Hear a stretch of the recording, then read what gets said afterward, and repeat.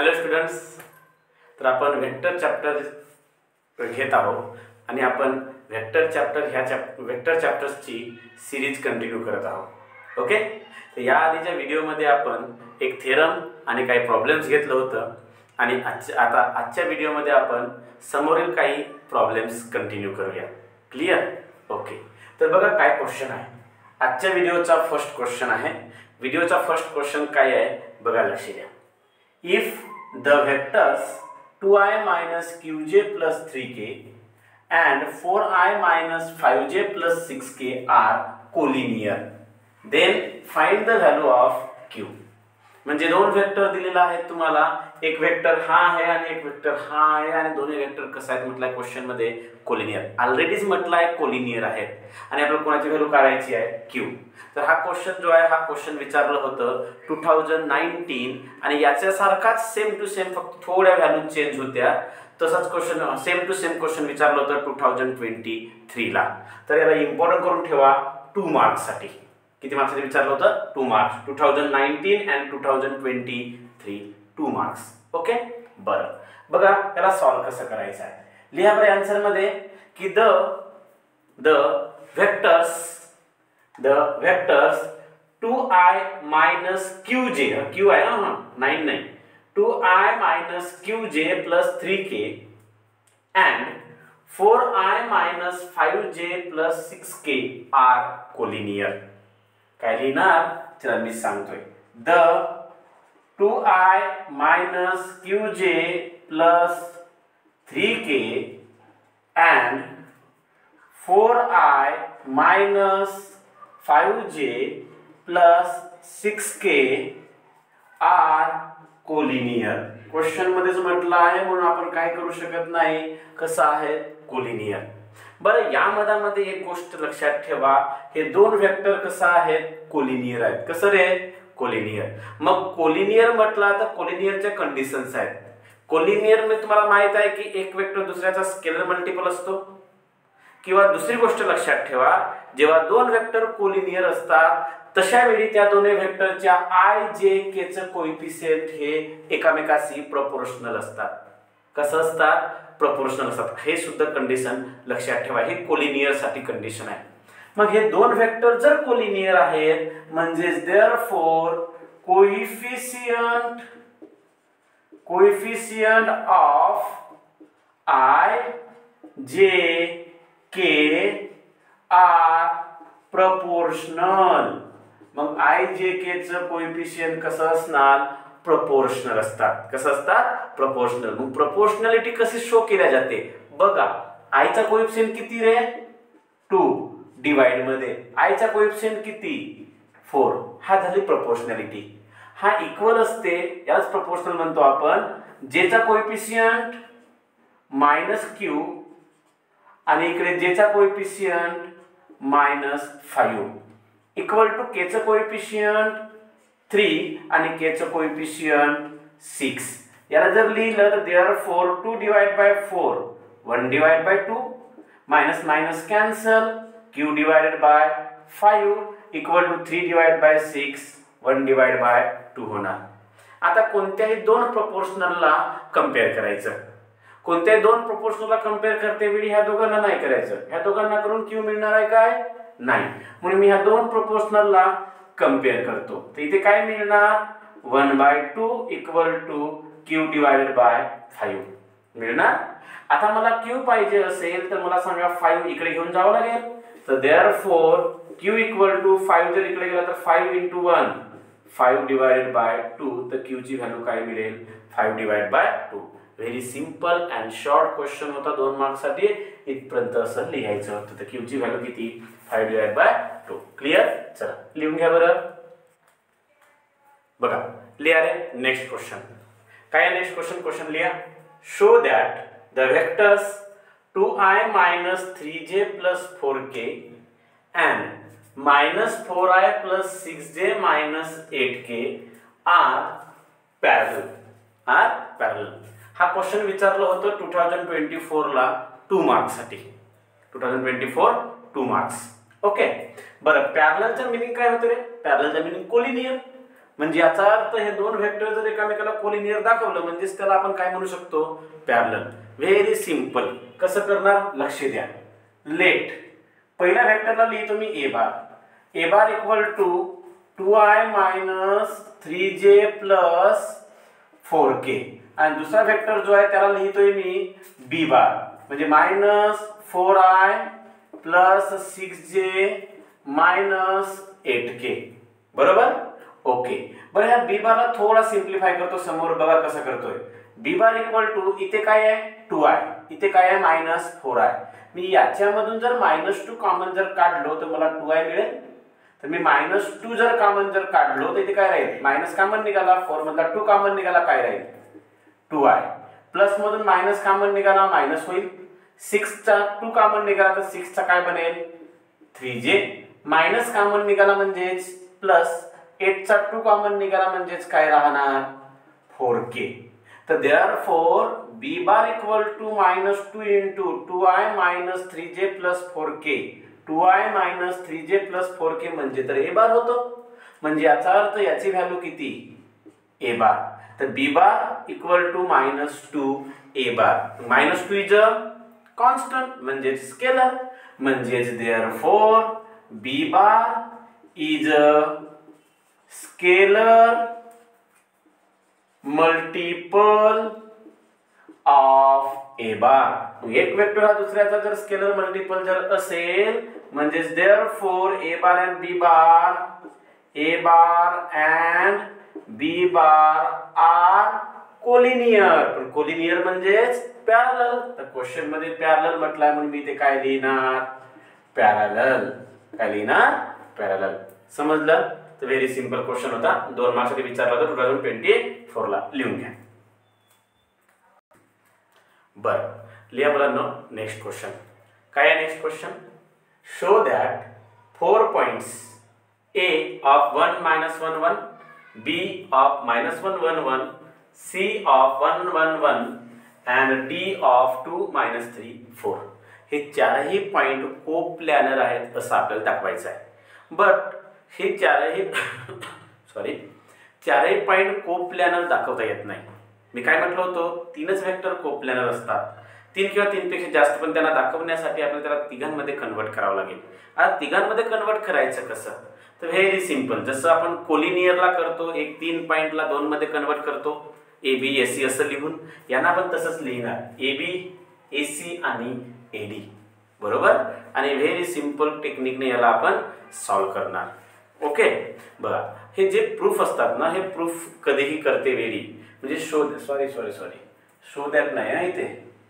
Show that नाही आहे. Check whether असं लिहा. Check whether 4 points are coplanar or not असा क्वेश्चन आहे. चुकीने झाला होतो. हा check whether 4 points A B C D are coplanar or not. आपल्याला चेक करायचं आहे की हे चारही पॉइंट कोप्लॅनर आहेत की नाही आहेत. शो दॅटचा पण क्वेश्चन आहे तो पण घेऊ आपण. ते चारही पॉइंट्स कोप्लॅनर आहेत की नाही हे आपल्याला अगोदर काय करायचं आहे प्रूफ करायचं आहे. बघा कसं प्रूफ करतोय. ठीक आहे. लेट ज्या वेळी एक गोष्ट लक्षात ठेवा जेव्हा ए बी सी डी असं पॉइंट दिलं असतील तर सर्वात फर्स्ट पोझिशन वेक्टर लिहायचं त्यांचं.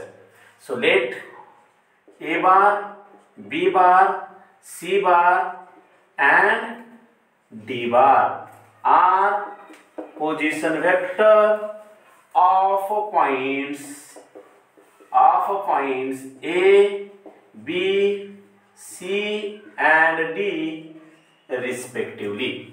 A B C and D respectively. बरोबर. मग असं जर लिहिलं तर देअरफॉर तुम्हाला माहितच असेल ए बार लिहावं लागतो, बी बार लिहावं लागतो, सी बार आणि डी बार असं लिहावं लागेल. ए बार काय होईल सांगा फास्ट. 1i म्हणजेच i मायनस जे प्लस के. बी बार म्हणजेच -i प्लस जे प्लस के. सी बार म्हणजेच 1 1 1 आहे म्हणजे i प्लस जे प्लस के अँड डी बार म्हणजेच 2i minus 3j plus 4k. तर ए बार बी बार सी बार आणि डी बार आपण चारही पोझिशन वेक्टर फाइंड केलं. त्यानंतर जसं कोलिनियरचं क्वेश्चन केलं होतं मागच्या व्हिडिओमध्ये, तसंच यामध्ये आपण कोप्लॅनरचं क्वेश्चन करू. म्हणजे मी काय काढणार आधी रे, AB बार. AB बार काढायचं असेल तुम्हाला माहित आहे B बार मायनस A बार. बरं B बारची व्हॅल्यू काय आहे आता लक्ष द्या. डायरेक्ट लिहिलं तरी चालेल, पण ज्यांना डायरेक्ट येत नाही त्यांनी रॉंग होऊ नये म्हणून डायरेक्ट लिहायचं नाही. सर्व गोष्टी सिम्प्लिफाईड करूनच लिहायचं. तर कसं B बारची व्हॅल्यू -I + J + K. याला डायरेक्ट लिहिलं, ही जी स्टेप लिहित आहोत ही नाही लिहिलं तरी चालेल. A बारची व्हॅल्यू I - J + K. तर मला सांगा AB बार काय होणार. -I - 2I, J - j, J + J + 2J, K - K +- K - K + 0K. होईल की नाही. बरं, त्यानंतर आपण फाइंड करणार AC बार. बरं AC बार काय होणार रे, C बार - A बार. बरं C बारची व्हॅल्यू लिहा इथून I + J + K - A बारची व्हॅल्यू लिहा I - J + K. हो ना, I J K I - J + K. चला सांगा I - I 0I, J - J plus J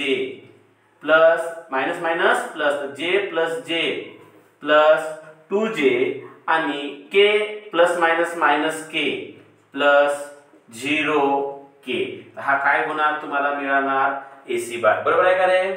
0I + 2J - 0K. I - I 0, J - J 2J, K - K 0K. Okay. बरं, त्यानंतर काय find करणार आपण, इकडे लिहितो रे बघा. AB झाला, AC झाला. आता AD बार. काय AD बार. AD बार म्हणजेच D bar - A bar. D बारची व्हॅल्यू सांगा रे. 2I - 3J + 4K. 2I - 3J + 4K + 4K minus A बारची व्हॅल्यू सांगा रे. I - J + K. तर मला सांगा कॅल्क्युलेशन काय होईल. AD bar = 2I - I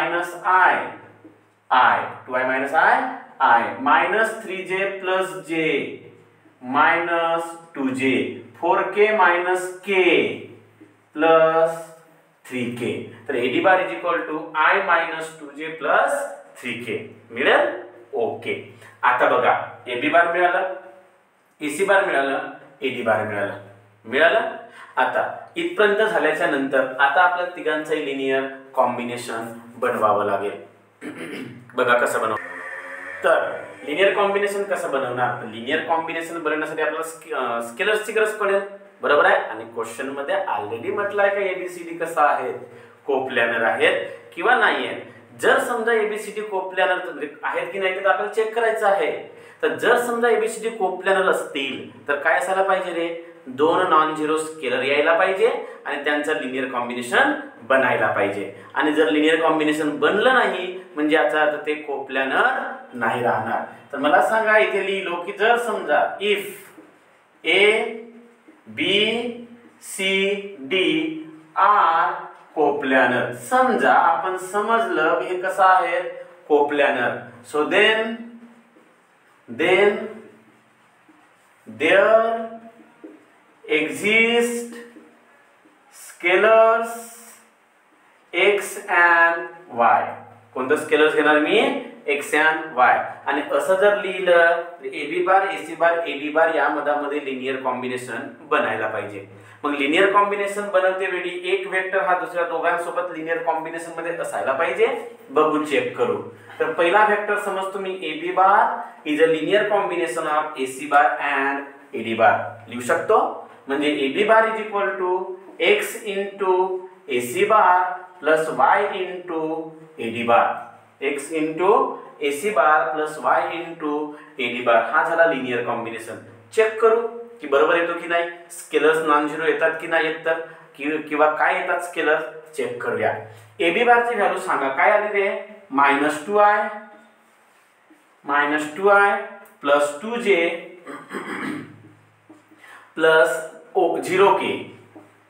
plus 0k x into AC बारची व्हॅल्यू काय आहे रे 0i प्लस 2j आणि प्लस 0k नंतर प्लस आहे तर प्लस चला इथे येत नाही म्हणून मी खाली लिहितो बरोबर लिहायचं तुम्ही y इंटू AD बार काय आलं रे I -2j आणि प्लस 3k तर therefore -2i plus 2j plus 0k equal to x ने ब्रॅकेटला मल्टिप्लाय करून घ्या x ने ब्रॅकेटला मल्टिप्लाय केलं तर x into 0i plus x into 2 sorry इथे लिहिलं नाही काय प्लस 0k पाहिजे हां चला print mistake x into 2xj plus x into 0k plus y ने ब्रॅकेटला मल्टिप्लाय करा plus y into I plus y into -2j -2yj plus y into 3yk बरोबर okay so therefore -2i plus 2j plus 0k equal to बरोबर लक्ष द्या 0i plus yi होणार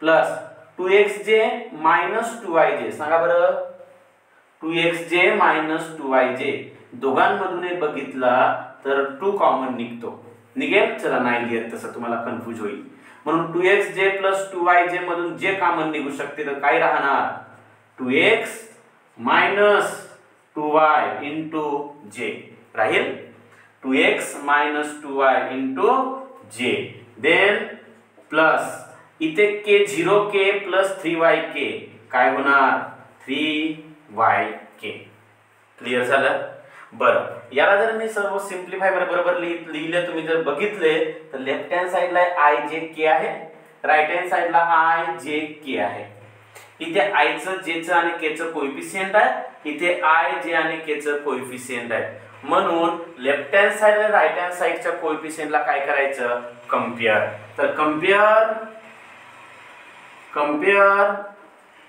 coefficient of i j k on both side ds चा meaning both side compare केल्याच्या नंतर काय येईल चला इथे जागा नाही उरलेली आहे व्हिडिओला स्टॉप करून हा पूर्णच्या पूर्ण लिहून घ्या ओके मी इथेच तुम्हाला आता समोरचं कॅल्क्युलेशन सांगतोय पूर्ण लिहून घ्यायचं व्हिडिओला स्टॉप करायचं आणि पूर्णच्या पूर्ण लिहून घ्यायचं लिहिना ओके चला बघा रे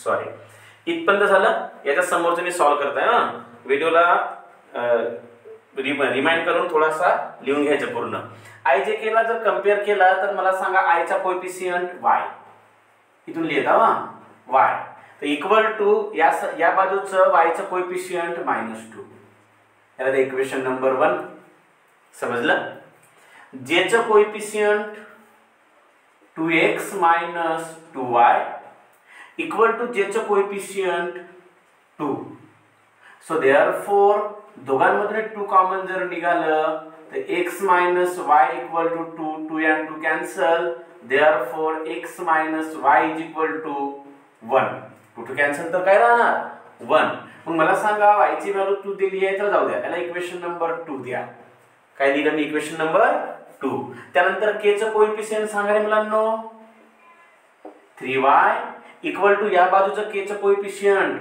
0 म्हणजे therefore y is equal to 3 इकडे जर गेलं तर 0 डिवाइड बाय 3 0 इक्वेशन नंबर 3 सांगा इथपर्यंत समजलं आता बरोबर बघा y इक्वल टू -2 आहे आणि y इक्वल टू 0 एकाच इक्वेशन मध्ये y च्या दोन व्हॅल्यू येणे पॉसिबल नाही आहे बरोबर आहे. आणि वायच्या दोन दोन व्हॅल्यू येणे पॉसिबल नसल्या कारणामुळे आपण लिहू शकतो it is not possible. It is not possible. म्हणजेच याचा अर्थ असा की चारही पॉइंट कोप्लॅनर नसतील. कोप्लॅनर नसल्या कारणामुळे वायच्या दोन दोन व्हॅल्यू येत आहेत. जर का समजा चारही पॉइंट कोप्लॅनर असते, त्यांचा जो लिनियर कॉम्बिनेशन बनलं आहे त्यामध्ये एक्स आणि वाय ची व्हॅल्यू ह्या कसं यायला पाहिजे, दोन नॉन झिरो किंवा झिरो जरी आलं असतं पण दोनच व्हॅल्यू यायला पाहिजे. इथे वायच्या दोन दोन व्हॅल्यू निघत आहेत म्हणजे हा पॉसिबल नाही आहे. आणि नसल्या कारणामुळे therefore the 4 points A, B, C, D are not coplanar. हे कसं नाही आहेत रे, कोप्लॅनर नाही आहेत. समजलं? तर समजलं का?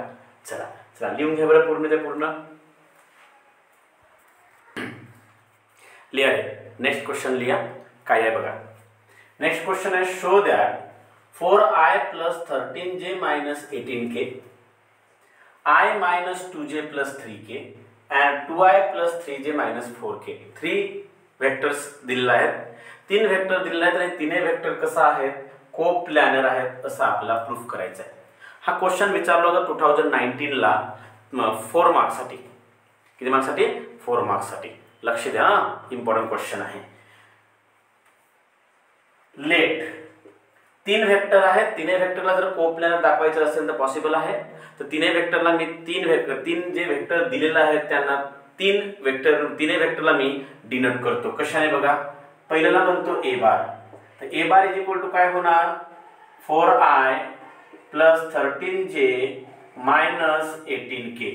दुसरं घेतो मी बी बार. काय होणार, i minus 2j plus 3k. आणि तिसरं घेतो मी सी बार. काय होणार, 2i plus 3j minus 4k.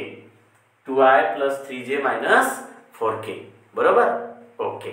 आता यामध्ये ह्या तिघांना जर आपल्याला कोप्लॅनर प्रूफ करायचं असेल तर ऑब्विसली एक वेक्टर या दुसऱ्या दोन वेक्टर सोबत कसं असायला पाहिजे, लिनियर कॉम्बिनेशन मध्ये. आता लिनियर कॉम्बिनेशन मध्ये असायला पाहिजे मला कन्सिडर करावं लागेल. सो कन्सिडर ए बार म्हणजे एक वेक्टर हा दुसऱ्या सोबत लिनियर कॉम्बिनेशन असल्यामुळे x b bar plus y c bar लिहावं लागेल. म्हणजे एक वेक्टर हा दुसऱ्या दोन वेक्टर सोबत कसा आहे, लिनियर कॉम्बिनेशन मध्ये आहे. असं जर मी कन्सिडर केलो तर मला x आणि y च्या व्हॅल्यू निघायला पाहिजे. याच्या आधीच्या क्वेश्चन सारखं व्हायला नको. चला चेक करू. तर देअरफॉर ए बार ची व्हॅल्यू काय आहे, ए बार आहे 4i plus 13j minus 18k equal to x into b bar ची value i minus 2j plus 3k plus y into c bar ची value 2i plus 3j minus 4k. बरोबर. So therefore 4i plus 13j minus 18k. x ने ब्रॅकेटला multiply करा. xi minus 2xj plus 3xk. अरे समजत आहे. Okay. त्यानंतर plus y ने ब्रॅकेटला मल्टिप्लाय करा. 2yi plus 3yj minus 4yk. बरोबर. Okay. So therefore 4i plus 13j minus 18k. i चा कोएफिशियंट x आणि i चा कोएफिशियंट 2y. दोघांना जर बघितलं दोघांना i कॉमन निघेल. i जर कॉमन निघाल तिथे काय राहील रे, x आणि इथलं plus 2y i plus j चा कोएफिशियंट आणि j चा कोएफिशियंट बघितलं तर या दोघांमधून जे जे कॉमन निघेल तर इथे काय राहील रे, मायनस 2x बरोबर प्लस 3y इंटू j. आणि ह्या दोघांमधून बघितलं मुलांनो तर प्लस दोघांमधून काय कॉमन निघेल, k. तर इथे काय राहणार 3x मायनस 4y इंटू के राहणार. तर बरं, तर आता याच्या आधीच्या क्वेश्चन मध्ये आपण काय केलं होतं, लेफ्ट हँड साइडचा आयचा कोएफिशियंट, राईट हँड साइडचा आयचा कोएफिशियंट, जे आणि के च्या कोएफिशियंटला आपण काय करतो, कंपेअर करतो ना. तर बघा काय लिहिणार, compare the coefficient of I J K on both side. I J K चं कोएफिशियंट बोथ साइड्स आपण काय करणार, कंपेअर. सांगा बघू, I चं coefficient x + 2y equal to I चा कोएफिशियंट 4, इक्वेशन नंबर 1. J चं coefficient -2x + 3y equal to J चं कोएफिशियंट 13, इक्वेशन नंबर 2. आणि k चं coefficient 3x - 4y, 3x - 4y equal to k चं कोएफिशियंट -18, इक्वेशन नंबर 3. आता ह्या तीनही इक्वेशनला जर बघाल तर तुम्हाला एक सायमल्टेनियस इक्वेशन सारखं दिसतंय. यापैकी कोणते दोन इक्वेशनला कन्सिडर करून त्यांना सॉल्व्ह करायचं आणि x आणि y ची व्हॅल्यू फाइंड करायची. तर कसं करायचं लक्ष द्या. बरं, एक काम करा, व्हिडिओला स्टॉप करून इथपर्यंत लिहून घ्या. व्हिडिओला स्टॉप करायचं आणि इथपर्यंत लिहून घ्या. जागा नसल्या कारणामुळे मी आणखी हे मिटवणार आणि इथेच सॉल्व्ह करणार आहे. ठीक आहे. बरं, बघा कसं करणार आहे. तर पहिले इथपर्यंत लिहून घ्या, इथपर्यंत लिहून घ्या. काय आहे बरं, ओके. बघा, हा आपला इक्वेशन नंबर 1 आणि हा आपला इक्वेशन नंबर 2 होतं. आता या मधामध्ये x 2x आहेच, 2y 3y आहे. तर मला सांगा, सायमल्टेनियस इक्वेशनने सॉल्व्ह करायचं असेल तर तुम्हाला माहिती आहे कोणत्या एकाला तर कॅन्सल करावं लागेल. तर कोणत्या एकाला जर कॅन्सल करायचं असेल तर इथे -2y मी जर याला 2 ने मल्टिप्लाय जर केलो तर 2x - 2x कॅन्सल होऊ शकतो. बरोबर आहे. म्हणून मी काय करतो, इक्वेशन नंबर 1 ला मी 2 ने मल्टिप्लाय करतो. कितीने, 2 ने. आणि इक्वेशन नंबर 2 आणि इक्वेशन नंबर 1 ह्या दोघांची ॲडिशन करतो. म्हणजेच इक्वेशन नंबर 1 ला मी 2 ने मल्टिप्लाय केलो तर हा आपलं इक्वेशन नंबर 1 होतं. आता याला 2 ने मल्टिप्लाय कराल तर 2x, 2 च्या ठिकाणी 4y आणि 4 च्या ठिकाणी 8. बरोबर. आणि इक्वेशन नंबर 2 तर हाच आहे. ह्या दोघांची काय करायची, ॲडिशन. काय करायची, ॲडिशन. क्लिअर. बरं, असं जर केला तर +2x आणि -2x cancel, 4y + 3y 7y आणि 13 + 8 21. क्लिअर. सो देअरफॉर y ची व्हॅल्यू किती सांगा रे मुलांनो, 7 इकडे जाईल तर 21 / 7 म्हणजेच 3. y ची व्हॅल्यू किती मिळाली आपल्याला, 3 मिळाली. आता ही जे y ची व्हॅल्यू आहे ही कोणते, इक्वेशन नंबर 1 किंवा इक्वेशन नंबर 2 मध्ये आपण पुट करणं किंवा इक्वेशन नंबर 3 मध्ये पुट करा चालेल. So therefore put y = 3 in equation number 1. कुठे करतोय, इक्वेशन नंबर 1. सांगा बघू इक्वेशन नंबर 1 काय होतं. इक्वेशन नंबर 1 आहे x + 2y = 4 असं होतं. तर या मधामध्ये x + 2 * y ची व्हॅल्यू 3 = 4. तर x = इथे काय आहे 4, 2 * 3 6. इकडे जाणार तर राईट साइडला जाईल तर काय होईल, -6. Clear. So therefore x = 4 - 6 -2. 4 - 6 -2. x ची व्हॅल्यू -2, y ची व्हॅल्यू 3. बरं, दोनच्या दोन्ही व्हॅल्यू इक्वेशन नंबर 3 ला पण सॅटिस्फाय करायला पाहिजे. कोणाला सॅटिस्फाय करायला पाहिजे, इक्वेशन नंबर 3 ला सॅटिस्फाय करायला पाहिजे. चला, तिसरा इक्वेशन काय होतं बघा. तिसरा इक्वेशन होतं आपलं 3x - 4y = -18. इथे सॅटिस्फाय होणे आवश्यक आहे. सॅटिस्फाय जर झालं तरच ह्या व्हॅल्यू बरोबर मध्ये coplanar, otherwise coplanar राहू शकत नाही. तर बघा कसं होणार, 3 x च्या ठिकाणी x ची व्हॅल्यू -2 -4 y ची व्हॅल्यू 3 = -18. 3 × -2 -6 -4 × 3 -12 = -18. -6 - 12 -18 = 18 म्हणजेच ह्या दोन्ही व्हॅल्यू इक्वेशन नंबर 3 ला काय करतात सॅटिस्फाय करतात. इथून समजलं. म्हणजे मी लिहू शकतो इथे की काय लिहू शकतोय की द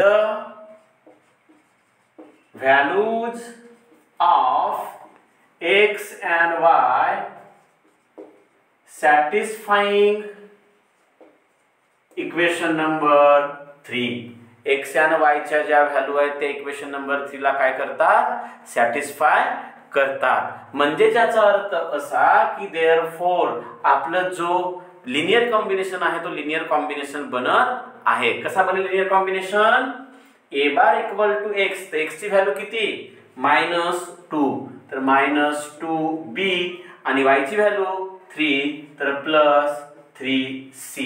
म्हणजे याचा अर्थ असा की a बार हा b बार आणि c बारचा लिनियर कॉम्बिनेशन आपण म्हणू शकतो. का बरं कारण ह्या दोनच्या दोन्ही व्हॅल्यू जे इक्वेशन नंबर 1 आणि इक्वेशन नंबर 2 वरून काढलेल्या आहेत आपण त्या व्हॅल्यू इक्वेशन नंबर 3 ला काय करतायत सॅटिस्फाय करत आहेत म्हणून. ओके. म्हणून मी लिहू शकतो की therefore a bar is linear combination a bar is linear combination with b bar and c bar. काय लिहू शकतो मी a bar is a linear combination of b bar and c bar. So hence जर एक vector दुसऱ्या दोन वेक्टरचा linear combination जर असेल ऑब्वियसली तिने वेक्टर कसं असतात कोप्लॅनर. तर hence a bar b bar c bar are coplanar. आणि हाच आपल्याला क्वेश्चन मध्ये प्रूफ करायचं होतं.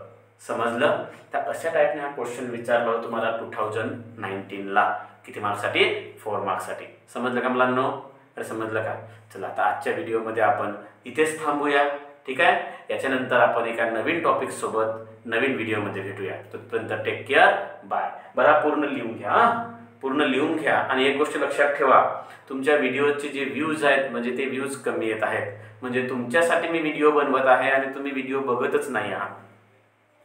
जर असेल तर मग मला माझा व्हिडिओ बनवण्याचा माझा जो इंटरेस्ट आहे तो इंटरेस्ट कमी होणार.